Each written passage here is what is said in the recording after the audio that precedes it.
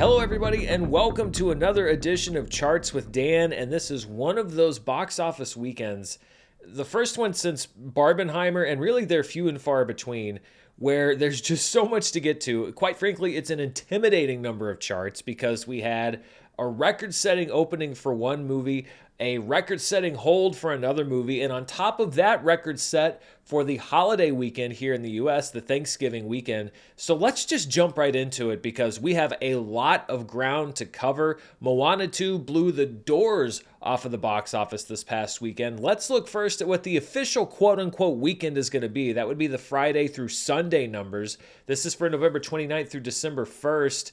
And Moana 2 opens, quote-unquote, with $139.7 million, although keep in mind that movie opened on Wednesday, so it had a total of $225.4 million by the end of the day on Sunday. We're going to go over those 5-day totals in just a minute. Wicked had a $81.1 million second weekend, which was just a 27.9% drop-off from the previous 3-day weekend. That's a significant number that we're going to talk about. Its domestic total is now $263.1 million.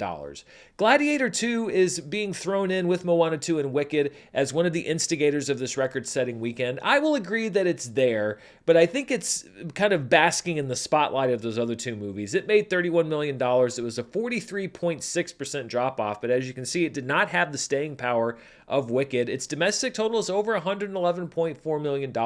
It's over $300 million worldwide, but up against that budget, it's still got a lot of work to do. We'll talk more about Gladiator 2.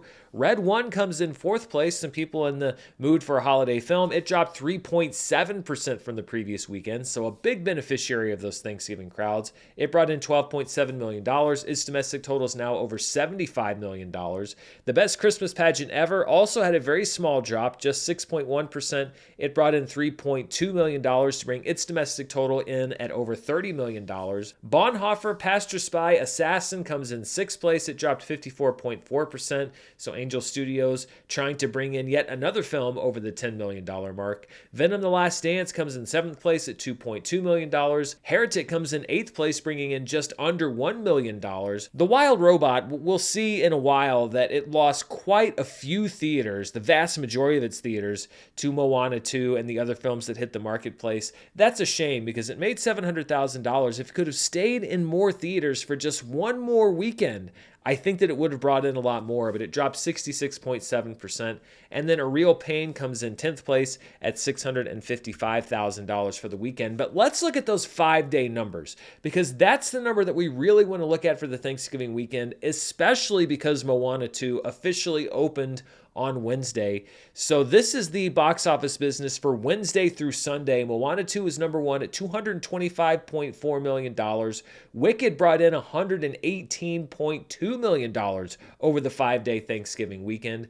Gladiator 2 brought in $44.2 million. Red 1 brought in $18.5 million. The Best Christmas Pageant Ever brought in $4.8 million. Bonhoeffer Pastor Spy Assassin brought in $3.3 million. Venom: The Last Dance brought in $3.1 million. For the 5-day weekend, The Wild Robot actually comes in 8th place when you include Wednesday and Thursday. It brought in just over $1 million, with Heretic in 9th place and A Real Pain in 10th place. And this was the highest grossing 5-day Thanksgiving weekend of all time domestically. And let's look at what the highest total 5-day weekend grosses are domestically for the Thanksgiving weekend. You can see at $423.4 million combined for all movies.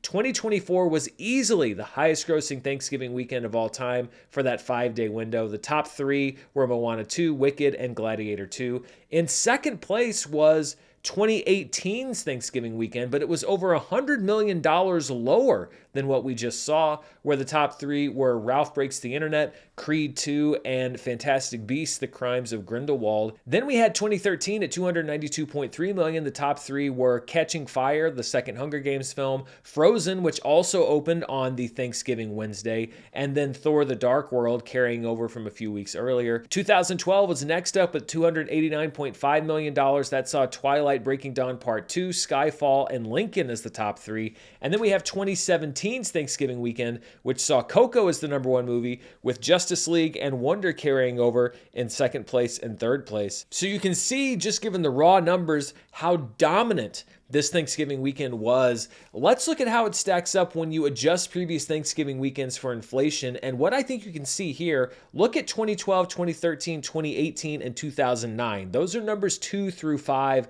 when you adjust for inflation. And they all hit basically a $400 million ceiling. They're remarkably close together, actually. The only new year here is 2009, where Twilight, New Moon, The Blind Side, and 2012 were the top 3 films. But even adjusted for inflation, this past weekend was the only 5-day Thanksgiving weekend that was able to bring in over $400 million. So a record setter, really, with no asterisks. And when you look at the top 5-day Thanksgiving weekend grosses for all movies, you can see that Moana 2 had the highest Thanksgiving 5-day gross of all time, beating out the previous record holder, which was Frozen 2. Wicked has the 3rd highest 5-day Thanksgiving weekend gross of all time at $118.2 million. So 2024 delivers the 1st and 3rd best grosses we've ever seen over the 5-day weekend. The Hunger Games: Catching Fire is in 4th. The original Frozen is in 5th. That opened in wide release on the Wednesday before Thanksgiving. Then we have Ralph Breaks the Internet, The Hunger Games: Mockingjay Part 1, Harry Potter and the Sorcerer's Stone, Moana, and Harry Potter and the Goblet of Fire. When you adjust these numbers for inflation, Moana 2 is still number 1 at 225.4, demolishing Frozen 2's record, even with those inflation-adjusted numbers at $154.3 million. It comes in about $70 million more than Frozen 2. In 3rd place, adjusted for inflation, is Toy Story 2 back in 1999. It brought in $151.7 million adjusted over the Thanksgiving 5-day weekend. Then we have The Hunger Games: Catching Fire. Harry Potter and the Sorcerer's Stone adjusts up to $146.9 million back in 2001. Then we have 2000's How the Grinch Stole Christmas at $134.7 million. Harry Potter and the Goblet of Fire comes in 7th, followed by Frozen. Wicked comes in 9th place adjusted for inflation, so it still makes the top 10 when you adjust the numbers. And then The Hunger Games: Mockingjay Part 1 rounds out the top 10. And if you'll recall, the member poll last week asked if Moana 2 would break Frozen 2's inflation-adjusted record of $154 million.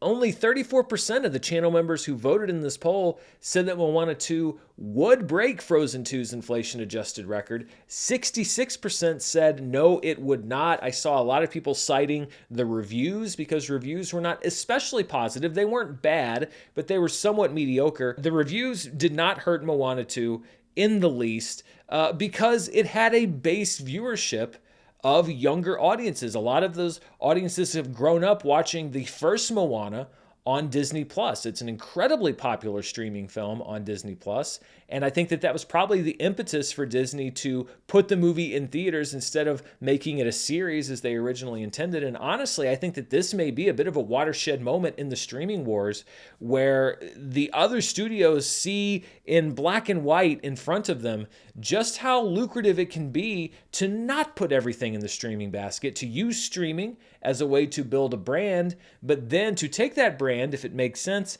and put it in theaters where it can bring in who knows how much, maybe $1 billion worldwide, and then use that to drive it back to the streamer or the streaming service itself. I think this is the way it's really supposed to work. Streaming and theatrical should be working hand in hand, not in opposition, in my opinion. And I think that a lot of streamers and a lot of studios are going to be looking at these results saying like, okay, we need to figure out how to make these things work together and not make them mutually exclusive. Moana and Wicked had a huge effect on the 2024 cumulative box office. This is the chart that we looked at the end of October. This is the cumulative domestic box office through the end of October. And you can see that at that time, we were trailing 2023's box office by a little less than $1 billion. Well, from Friday, November 22nd, the day that Wicked opened, until the last day of November, the box office domestically grossed nearly $700 million. And so when we look at the cumulative domestic box office through the month of November,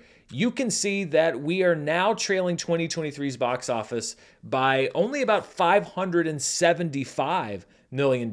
So Hollywood was able to basically cut that deficit almost in half with the success that we saw in November. This November, for example, outgrossed last November by almost $450 million.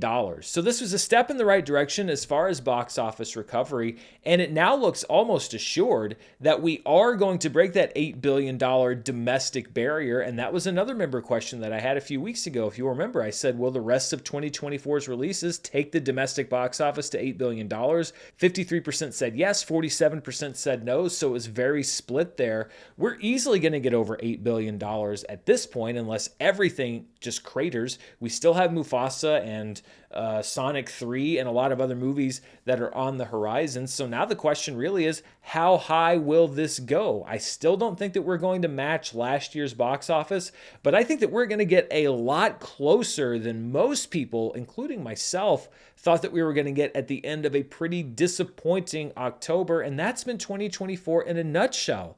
The box office sags to these just historic, depressing lows, and then a movie or two movies come out that spike it above not only where we're used to being, but where we have been in the past. It's very much feast or famine, and Disney, by the way, has been doing a lot of the feasting this year. So let's break down some of the records that Moana 2 set this past weekend. First of all, it was the third best domestic opening of the year, keeping in mind that this only counts Friday through Sunday. So it came in $15 million behind Inside Out 2's opening, despite the fact that Inside Out 2 opened on Friday and Moana 2 opened on a Wednesday. Looking at the highest ever Thanksgiving weekend 3-day grosses, Moana 2 is at number 1 at $139.7 million. Frozen 2 is in second place, but right behind Frozen 2 is Wicked at $81.1 million. The Hunger Games Catching Fire is in fourth, and Frozen is fifth. When we look at animated opening weekends domestically all time,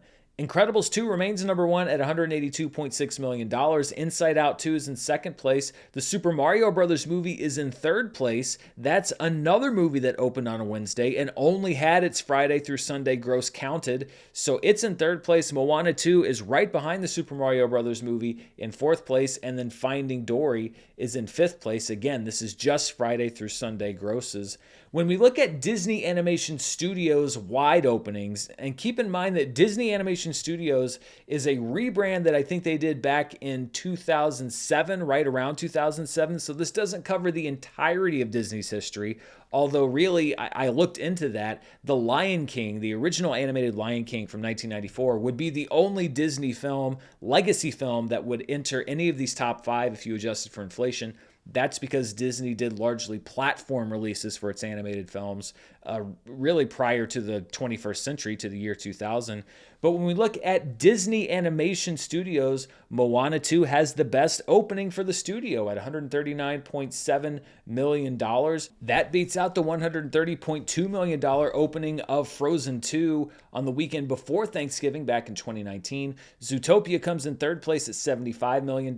Frozen, the original Frozen, comes in fourth place. That was another Wednesday opener. And then Moana comes in fifth place. That was also a Wednesday opener. So 3 of these top 5 are in the top 5 for Disney Animation Studios, despite not having the first 2 days of their releases counted towards this gross. And really, if you want to talk about whiplash, this time last year, we were talking about the abysmal failure of Disney's Wish. Now we are talking about Disney Animation Studios hitting all new heights when it comes to their release just 1 year later. That's how quickly fortunes can change when it comes to Hollywood. If you adjust these numbers for inflation, Frozen 2 is Disney Animation Studios' highest opening film at $160.8 million. Moana 2 comes in second place, followed by Zootopia in third, Frozen in fourth, and then Big Hero 6 back from 2014 rounding out the top 5. When we look at the highest openings domestically in the month of November, Moana 2 ranks 5th behind Black Panther: Wakanda Forever, The Hunger Games: Catching Fire, Twilight: New Moon, and Twilight: Breaking Dawn Part 2, although it should be noted that Moana is the only one of these movies that opened on a Wednesday. The rest of these movies all opened on a Friday. Twilight: Breaking Dawn Part 1 is now in 6th place. Frozen 2 is in 7th. Harry Potter and the Deathly Hallows Part 1 is in 8th. Thor Ragnarok is in 9th. And The Hunger Games: Mockingjay Part 1 is in 10th. If you do adjust these numbers for inflation, we looked at that chart last week, Moana 2 is just out of the top 10. It should also be noted that this was the second best opening for a movie that features Dwayne Johnson in either a starring or supporting role. It was not able to outgross Furious 7 back in 2015. That opened to $147.1 million, but Moana 2 comes in second at $139.7 million, and it is the only non-Fast and Furious film in Dwayne Johnson's top 5. The Fate of the Furious comes in third, Fast and Furious 6 comes in fourth, and Fast 5 comes in fifth. I guess that's pretty fitting that Fast 5 is in fifth place.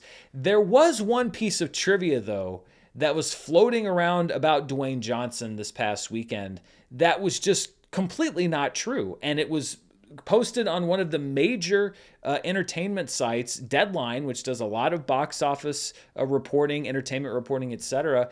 The last time I checked, it was still there, and it's just blatantly untrue. There was a story that they posted about Dwayne Johnson and the fact that he had 2 movies that opened at number 1 in the same month, Moana 2 and Red 1. And they said at the time, here's the box office benchmark you don't see often, if at all. A major Hollywood star has 2 number 1 theatrical release openings in the same calendar month, that accomplishment going to Dwayne Johnson. Later on, they said, from what we've culled along with our chat with distribution sources, no other star has ever pulled this box office record off. And then in a list of records that Moana 2 broke, it had a link to that article that said, first time a Hollywood star had 2 number 1 openings in a calendar month.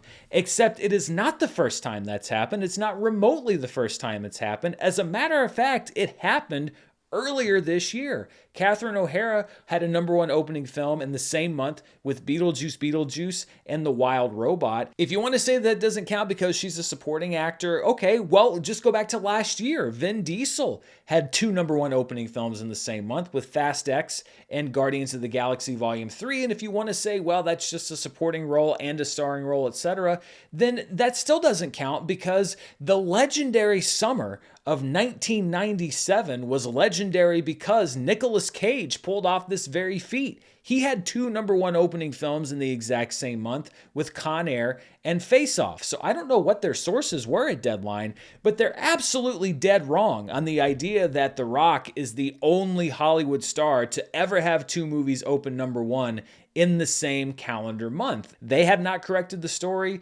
There's been no revision or retraction or anything like that. And I think that just goes to show you, especially with entertainment reporting and people that rely on and get information from the people that are close to these stars that need that access, that a lot of times the news that you read may come from sources that aren't exactly, let's say, unimpeachable, because I suspect that that piece of information may have come from somebody close to Dwayne Johnson. I don't think it's any coincidence that The Rock himself used this story and quoted this story in a social media post trumpeting this achievement that would be great if he'd been the first one to do it, but he's not the first one to do it. Now, he's got a lot to be happy about. I still don't think that Red 1 is really a huge performance. I think when we talk about the success of Dwayne Johnson this month, Moana 2 is doing most of the heavy lifting, but he's got a lot to be happy about. This little factoid, though, absolutely not true. So we talked a lot about Moana 2. Let's talk a little bit about Wicked. And it actually had the best second weekend hold by percentage for any movie that's ever opened over $100+ million. This is one of the reasons I waited to do the show today, because it was very close as to whether this would be number 1 or number 2, but it dropped just 27.9% in its second weekend after opening to over $100 million. That is a record. It bests Top Gun Maverick, which dropped 28.9% in its second weekend. Shrek 2 dropped just 33.2% in its second weekend. Frozen 2 dropped just 34%. And Inside Out 2 dropped only 34.4%. But this is one of those times I'm glad I waited for the actual numbers. I think the initial number that was given for Wicked would have had it just below Top Gun Maverick. But with the final number, and it was a little bit higher than the estimate was on Sunday, it's made a little bit of box office history of its own. And again, this is by percentage. You don't even necessarily have to adjust the grosses here it held better than any movie that's ever opened to $100 million or more. And it also took number one on the domestic list of adaptations of Broadway shows. Now, again, this does not include Broadway shows that started as musicals themselves. For example, The Lion King or Beauty and the Beast. People have talked about Hairspray. I know that Hairspray was a movie before it was a show, but it was an original Broadway musical. The music and everything were written for Broadway, so I think that it counts. But it unseats Grease. Grease has been at the top of this list for decades as the highest grossing Broadway adaptation movie. Well, it has now been unseated by Wicked at $263.1 million, and it's just going to start running up the margins. Maybe Wicked Part 2 could potentially top it, but I can't think of another movie in the near future that's going to be able to have that kind of run that is also a Broadway musical. So that is a decades-long record that Wicked has demolished. Looking at the top 10 Broadway adaptation grosses, when you adjust for inflation, it's not going to make $1.6 billion domestically, like The Sound of Music. We're not going to quite get there, but it is going to be in the top 10 because it'll be at $300 million probably before this upcoming weekend, which will make it a top 10 highest grossing Broadway adaptation. Now, I did do one adjustment. A very eagle-eyed viewer pointed out that I left Funny Girl off of this list last week. That was just an oversight. I was pulling data from a lot of different sources. So Funny Girl is on the list. Camelot, which was number 10, is now off the list, and Chicago gets bumped down to number 10. And when Wicked does bump Chicago off the list, it will be the most recent movie on this chart since the 1970s. So we're talking a gap of 50, 60 plus years between Wicked and the other movies that are going to be on this chart. Again, it is having unprecedented success for a Broadway musical adaptation in the modern era. So Wicked with a really strong opening, followed up by a great hold. Moana 2 with a really good opening. And I think it's good to look at what drove these two movies to such success on their opening weekends. We looked at the demographics for Wicked last weekend versus Barbie and Oppenheimer. Let's look at the demographics versus Moana 2. Now, one thing that these two movies had in common, they were largely female-driven. Women made up 72% of the opening weekend audience for Wicked versus 65% for Moana. 28% of the opening weekend audience for Wicked was men versus 35% for Moana. So about a 7-point gap, but not a massive difference. But this is the number when you look at under 25, over 25. We talked last week about the fact that crowds that are older tend to go to movies not necessarily on opening weekend, but you see bigger opening weekends from younger crowds. 52% of the audience for Moana 2 was under 25 versus just 30% for Wicked. And it just underscores what I was saying. These big, massive opening weekends, when you look at the demographics, they are often driven by younger audiences. It's why Barbie exploded to such a huge opening. Now, it's really not surprising because schools maybe weren't out when Wicked was released 2 weekends ago, whereas most schools, or all of them, were out over Thanksgiving. So it's no surprise to see that so many young people went to see Moana 2. But I think that's also why you had such an explosive opening for the second Moana movie. I'm going to be interested to see what happens to it next weekend, because a lot of times with younger audiences driving an opening, you see a bit of a bigger dip in weekend number 2. Are there going to be comparable holds between Moana 2 in weekend number 2 and Wicked in weekend number 2? If I had to guess, I would say that one of the reasons that Wicked held so well is that its audience base was older. They don't go to the movies necessarily right away, and I think we're going to see a steeper decline for Moana 2 than we saw for Wicked, but we'll see. Because there are also a lot of other X factors. Next weekend is also not a holiday weekend, so it's tough to draw direct comparisons. But this is going to be interesting to track between these two movies. A few assorted notes for Thanksgiving weekend 2024. Moana 2 had the 13th best 5-day gross ever, no matter when the movie opens, just behind Star Wars The Rise of Skywalker and just ahead of Avengers Age of Ultron. It also had the biggest Wednesday to Sunday 5-day opening of all time. So when you look at all movies that opened on a Wednesday, Moana had the biggest gross. It beats out the Super Mario Brothers movie, which previously had that record. Friday, Saturday, and Wednesday were the second, third, and fifth highest grossing box office days overall this year. Deadpool and Wolverine's opening Friday and Saturday are at numbers 1 and 4 on that list. And this past weekend was only the fourth time ever that we had two $100+ million openers opening on consecutive weekends. It happened back in 2007 with Shrek the Third and Pirates of the Caribbean at World's End. It happened in 2018 with Incredibles 2 and Jurassic World Fallen Kingdom. It happened in July 2022 with Minions: The Rise of Gru and Thor: Love and Thunder. And then it's happened once again in November 2024 when Wicked and Moana 2 opened on consecutive weekends to over $100 million each. We have so many more charts to get to, but before we do, I want to thank the sponsors for this week's show.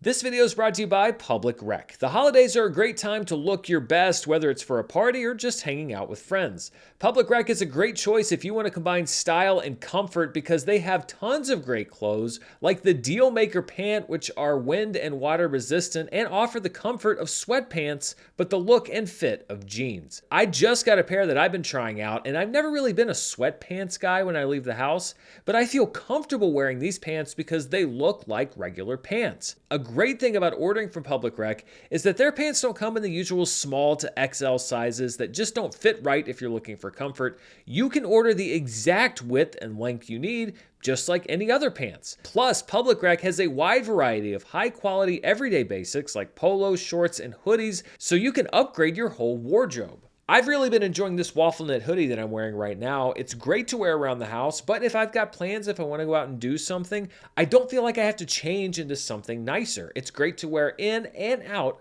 of the house. Stop suffering in regular pants and give the gift of comfort this holiday season. For a limited time only, viewers and listeners of the show get 20% off when you use code DAN at checkout. That's 20% off with the code DAN at publicrec.com. After you purchase, they're going to ask you where you heard about them, so please support the show and tell them that I sent you. Give yourself or someone you love the gift of comfort this holiday. This episode is brought to you by Mando. The holidays are close and it's the season of wonderful smells. Real Christmas trees, peppermint candy canes, burning firewood. And this holiday season, you can add yourself to that smells great list with Mando. Mando is a full-body deodorant that's clinically proven to give you 72-hour odor control, and it comes in 4 great scents to match your holiday mood. No matter what scent you choose, Mando has you covered with spray, solid stick, and cream deodorants, as well as a variety of other products like a cleansing bar and body wash for the shower. I just re-upped my supply with some new deodorant plus a great Mount Fuji scented shower bar. I love how Mando smells, plus I feel comfortable that it has me covered for as long as I need it. And Mando deodorant is safe for use anywhere, and I mean anywhere on your body, and stops odor before it starts. Mando's starter pack is perfect if you're just getting started. It comes with a solid stick deodorant, cream tube deodorant, 2 free products of your choice, and free shipping.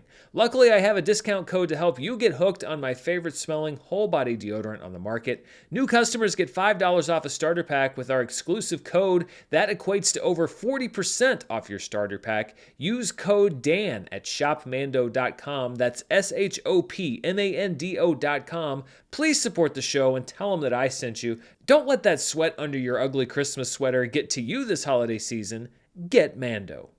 Some scattered notes on some of the other movies in the top 5 because Wicked and Moana 2 weren't the only ones making all the box office noise. First of all, Red One has now entered the top 5 for 2024 as far as highest non-franchise grosses. I don't know if The Wild Robot's going to be able to get to that number 1 spot. It's so close, but so many theaters were taken away. But Red One is now at number 5 at $75.8 million. The Wild Robot did, however, lock down a spot as far as the longest runs in the top 10 for 2024. It now is in 3rd place, tied with Despicable Me 4 and Kung Fu Panda 4 at 10 weeks. If it can hang around for 1 more week, I don't know if that's possible given its theater count, but you never know, then it would tie Deadpool and Wolverine and Inside Out 2 for the longest run in the top 10 this year.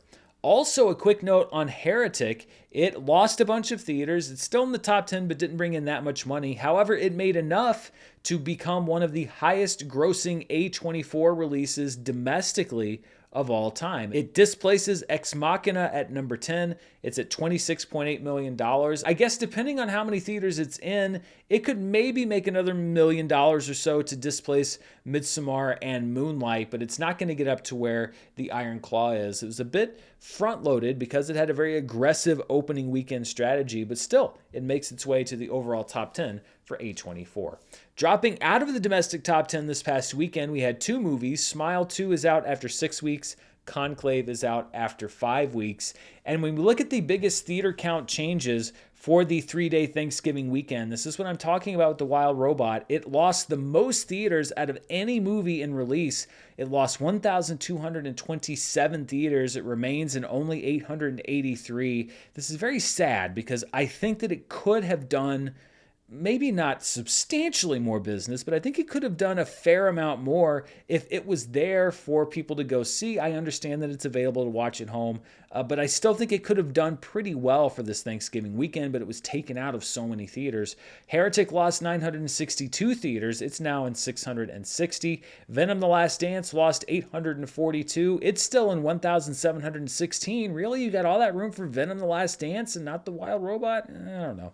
A Real Pain lost 680 theaters. It's now in 505. And Red One lost 600 theaters, but it's still in 3,432. Looking at what I like to call our road to recovery, the blue line is the box office weekend average for 2015 to 2019. The red line is the average from 2021 through 2023. And the dotted black line is the weekend total for each weekend this year. And you can see that massive spike with Moana 2. It was almost the highest grossing weekend of the year. I have to look at the final numbers. It may have just been able to edge out Deadpool and Wolverine, but it's basically on par with the opening weekend of Deadpool and Wolverine as far as total box office gross, but way above, obviously, where we have been, but also way above where we were on average for the 5 years preceding the pandemic. So like I was saying, you see these massive spikes that go so far above where we were, but then they dip so far below where we've been in the past for these extended periods, right around Memorial Day, around October. And that's when you really feel the box office doldrums. There was also a lot of movie going happening around the world, so let's see what the top 5 films were this past weekend internationally. The number one movie internationally, no surprise, was Moana 2, which opened in many markets, although I don't think every single market this past weekend. It brought in $165.3 million. Wicked brought in $28.9 million. Its rollout has been slower, and it's also not showing the same international appeal, although I think that slack is being taken up by the demand for the movie domestically. Gladiator 2 brought in $27.2 million. The Chinese film Her Story brought in $17.5 million, and Red One brought in $5 million internationally. When you take those international grosses, you combine them with our domestic numbers for the past weekend, then you get the top 5 films worldwide. And the number one movie in the world is Moana 2 with a $305 million debut. It's now banked almost $389 million worldwide because keep in mind, these are just the numbers from Friday through Sunday. Wicked brought in $110.8 million worldwide over the past weekend. That's a 33% drop from the previous weekend. Its worldwide total is now at $360.3 million. Gladiator 2 dropped 45.1%. It brought in $58.2 million. Its global total is now $320.2 million. So the overseas international markets doing about 2/3 of the lifting here. This is a movie, unlike Wicked, that has a more worldwide base. Red One brought in $17.7 million for a worldwide total thus far of $148.9 million. And then Her Story actually increased in business about 5%. It brought in $17.5 million for a $38.8 million total. Looking at the 2024 worldwide Hollywood debuts, so these are debuts for films from Hollywood studios, and Moana 2 had the second best opening of the year at $305 million. It comes in well behind Deadpool and Wolverine's $444.5 million opening from this past summer, but again, the release structures aren't exactly the same. Inside Out 2 gets bumped down to 3rd place, Godzilla Kong: The New Empire is in 4th, and Dune Part 2 is now in 5th at $182.5 million. And when you look at all weekends across the world this year. Deadpool and Wolverine and Moana 2 are still numbers 1 and 2. Inside Out 2 didn't release in every market simultaneously, so it actually had 2 weekends that were above $250 million. Its first and its second weekend, there was pretty much almost equal. It's kind of crazy how well that movie did. And then Deadpool and Wolverine's second weekend comes in at $207.5 million, the fifth best weekend, regardless of when a movie opened. Some news to talk about with Gladiator 2, because we haven't talked a whole lot about it, but it has now become the highest grossing film worldwide in Denzel Washington's filmography. $320.2 million, now the king of Denzel films worldwide. It beats out American Gangster, which was at $267.9 million. It's now in second place. Safe House is in third at $207.8 million. I wouldn't have guessed this. Philadelphia is in fourth place at $200 million worldwide. There was a lot of international demand for that film. And then the first Equalizer film is in fifth place at $192.9 million. It is rapidly climbing up Denzel's domestic chart, and I think we're going to be taking a look at that next weekend because it may be number 1 there by the time we do next week's show. Looking at the top 10 films at the worldwide box office in 2024, Venom: The Last Dance moves up 1 spot to number 9, which drops Pegasus 2 down to number 10. And it's interesting when you look at this chart, the highest grossing film from China on this chart is at $479.5 million. Venom: The Last Dance may well move up to number 7. And if we can get 3 films that make more than $479 million, well, we know that Moana 2 is going to do it. We know that Wicked is going to do it. Sonic the Hedgehog 3 may do it. Mufasa may do it. We'll see how Gladiator 2 legs out. If we can get 3 more movies of any combination from a U.S. studio to make over $479 million, it'll be the first time since 2019 that the top 10 highest grossing worldwide films come from U.S. movie studios, come from Hollywood, and we don't see a film from China. We saw Demon Slayer from Japan back in 2020. It'll be the first time in 5 years that all 10 highest grossing worldwide films have been from Hollywood studios. So that could be another interesting piece of box office news for 2024. Let's take a look at some of the specialty charts from this past weekend. So this is from November 29th through December 1st. First of all, we'll look at the per theater average, and we'll see that Moana 2 brought in $33,282 per theater in that Friday through Sunday window in each of the 4,200 theaters it was playing in. In second place, we had Luca Guadagnino's Queer, starring Daniel Craig. He's getting a lot of awards buzz for his performance. I've seen the movie. I don't think it's going to be one that finds a wide audience, but I think he's very good in it. It brought in $26,973 per theater in just 7 theaters. Then we had Wicked, which brought in $20,878 per theater in 3,888 theaters. So if you were a multiplex that was playing both Moana 2 and Wicked, on average, just those 2 movies brought in over $50,000 from Friday through Sunday. So you're probably a very happy but also a very stressed out theater manager. In fourth place was Flow, which was in 2 theaters. I think it's expanding quite rapidly this upcoming weekend. It brought in $13,250 per theater. And then in fifth place was The Seed of the Sacred Fig, which is considered to be a front runner in the Best International Film category at the Oscars this year. It played in 3 theaters and brought in $11,743 per theater. Looking at the top films in limited release, which I define as 1,000 theaters or fewer, Queer is at number 1. It brought in $188,808 in 7 theaters. Then we have All We Imagine as Light, another frontrunner in the Best International Film race, at $63,708. The Seed of the Sacred Fig brought in $35,230. Cillian Murphy's Small Things Like These brought in $28,905. And Flow rounds out the top 5, bringing in $26,500. Looking at the 2024 fall holiday box office, so this is all releases post Labor Day through the end of the year, and we have so many changes here. First of all, for now, Beetlejuice is at number 1, but it won't be for very long. Wicked moves up 2 spots. It's now the second highest grossing film of the season at $263.1 million. Moana 2 enters the chart at number 3 at $225.4 million. It'll be number 2 or number 1 in very short order. The Wild Robot moves down 2 spots to number 4. Venom: The Last Dance moves down 2 spots to number 5. Gladiator 2 moves up 2 spots to number 6. Red 1 jumps 3 spots to number 7. Smile 2 drops 3 spots to number 8. Transformers 1 drops 3 spots to number 9. And Joker Folie à Deux drops 3 spots to number 10. It will be off the chart probably with the release of Sonic the Hedgehog and or Mufasa the Lion King. Terrifier 3 is now out of the 2024 fall holiday domestic box office top 10.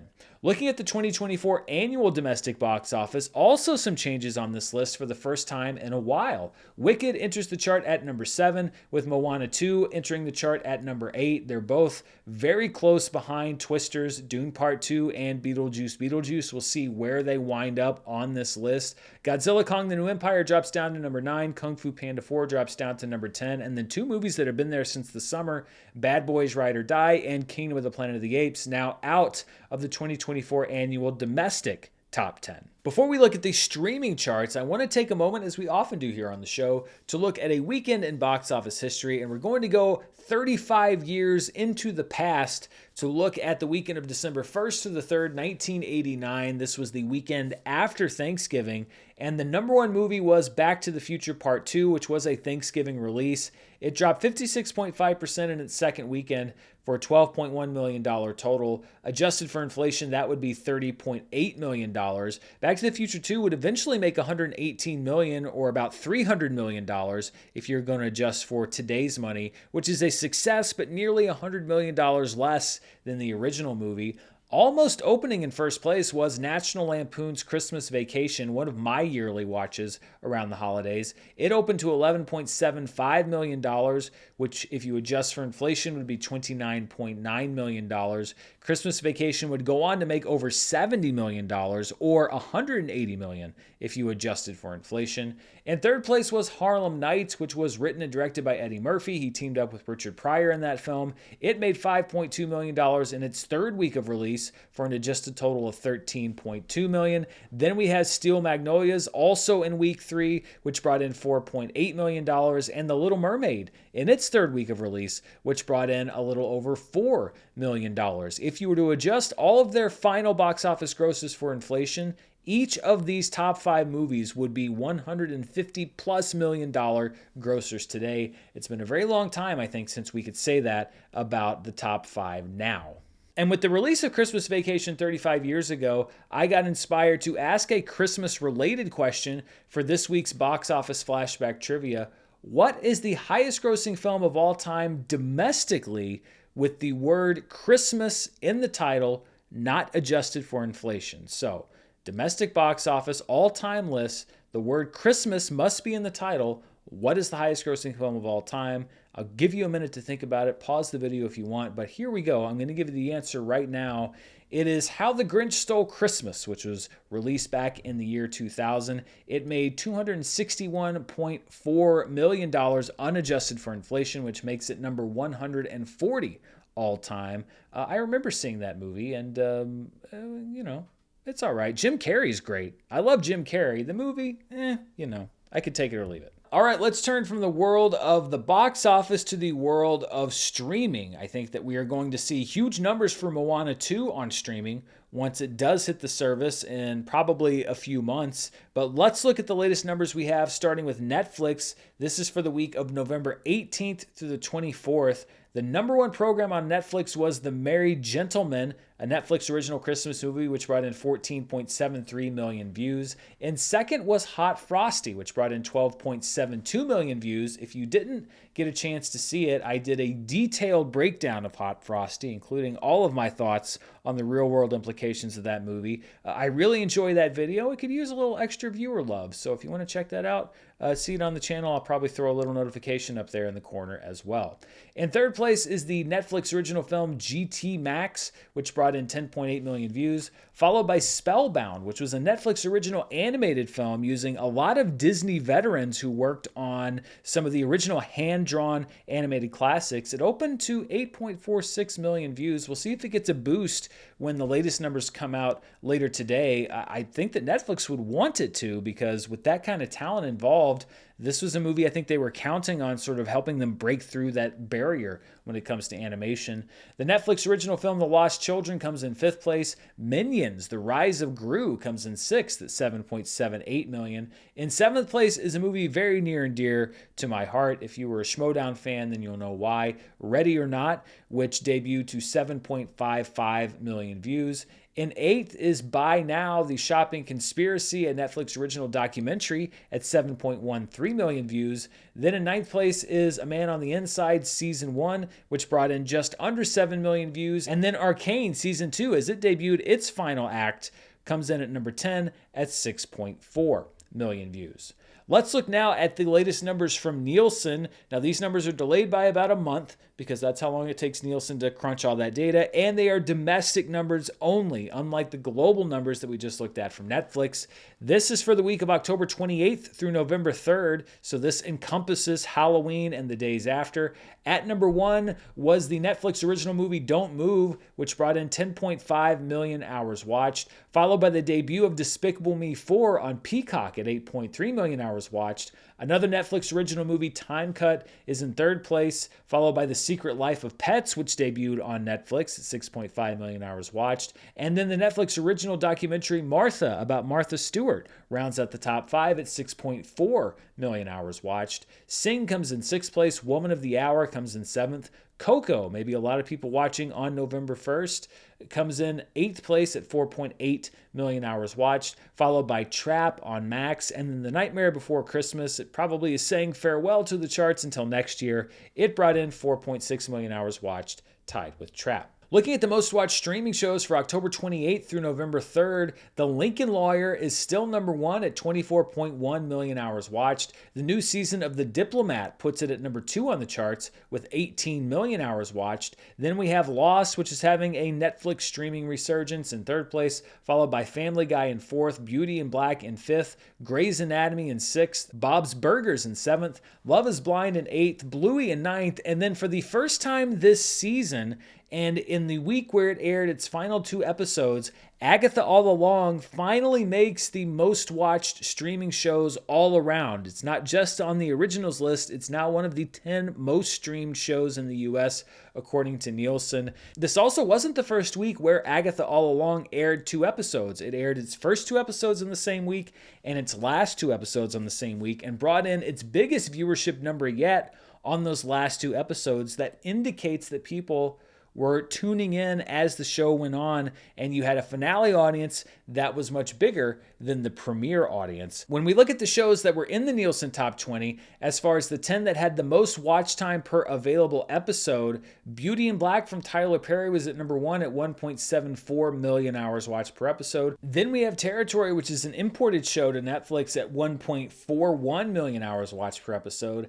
Agatha All Along, every time it's made this chart, it's always had very healthy per episode watch numbers, always above 1 million. It's at number 3 at 1.38 million. The Diplomat is in 4th with 1.29 million hours watched per episode. Then we have the return of Special Ops Leoness at 872,000 hours watched per episode, followed by The Lincoln Lawyer at just over 800,000 hours watched per episode. Tulsa King remains on the list at number 7, followed by Only Murders in the Building during its finale week, bringing in a little under 250,000 hours watched per episode. Love is Blind comes in 9th, and Lost comes in 10th. And that pretty much wraps it up for Charts with Dan this week. It has been an information overload, so thank you for sticking around as long as you have.